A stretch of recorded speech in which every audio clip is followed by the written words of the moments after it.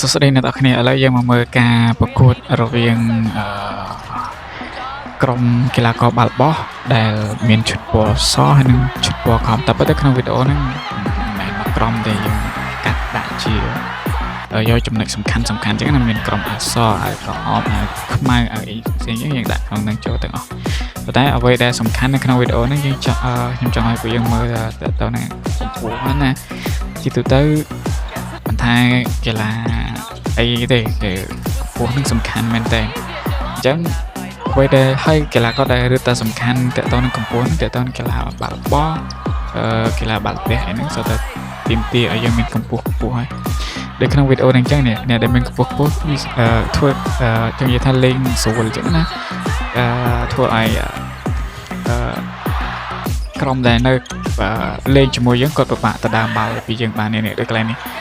ដូចគាត់នេះដោយសារតែកម្ពស់គាត់ខ្ពស់ពេកអញ្ចឹងនៅពេលដែលសមាជិករបស់គាត់បោះបាល់មកគាត់អត់ចាំបាច់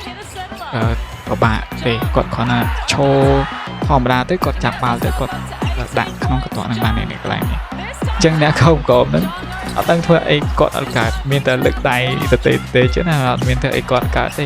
នេះចាប់បាល់មួយពីរបោះផ្លុកដោយសារតែគាត់ខ្ពស់នេះដាក់មួយចូលមកទៀតអញ្ចឹងតើតើនឹងកីឡាករបាល់ទះបាល់បោះអីហ្នឹង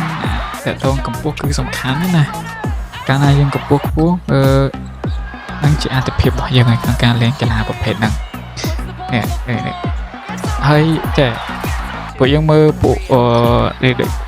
មាញ់នេះអាវសនេះអាវសនេះខោគាត់មិនឃើញគាត់ទុយចឹងមិនកម្ពស់គាត់ទាបទេណាកម្ពស់ពួកគាត់យ៉ាងតិចក៏1.75 ម៉ែត្រឡើងដែរមិនមែនកម្ពស់ឃើញអញ្ចឹងមិនមែនទាបទេណាប៉ុន្តែដោយសារក្នុងក្រុមពួកវិបាកគាត់នឹងមានអ្នកដែលខ្ពស់ខ្លាំងណាស់អាចខ្ទង់2 ម៉ែត្រ2 ម៉ែត្រជាងឡើង2 ម៉ែត្រក្រៅអីចឹងណាចឹងបានយើងប្រៀបធៀបទៅពួកគាត់មើលទៅដូចទៀបប៉ុន្តែតាមពិតទៅជាក់ស្ដែងពួកគាត់មិនមែនទៀបអញ្ចឹងទេពួកគាត់ប្រភេទកីឡាករដូចយើងដឹងស្រាប់ហ្នឹងសុទ្ធតែអ្នកដែលមានកម្ពស់ខ្ពស់មែនតែបានអាចទៅប្រកួតប្រជែងបានអញ្ចឹងនៅក្នុងអ្នកដែលមានកម្ពស់ខ្ពស់នោះមានអ្នកដែលខ្ពស់ខ្លាំងទៅទៀតនេះ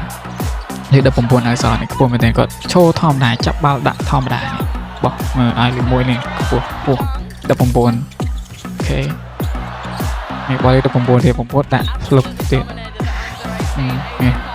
យេរ៉ូមអ្នកដែលខ្ពស់ណាពីច្រើនពួកគាត់ដាក់ឲ្យកន្លែងដែលត្រូវ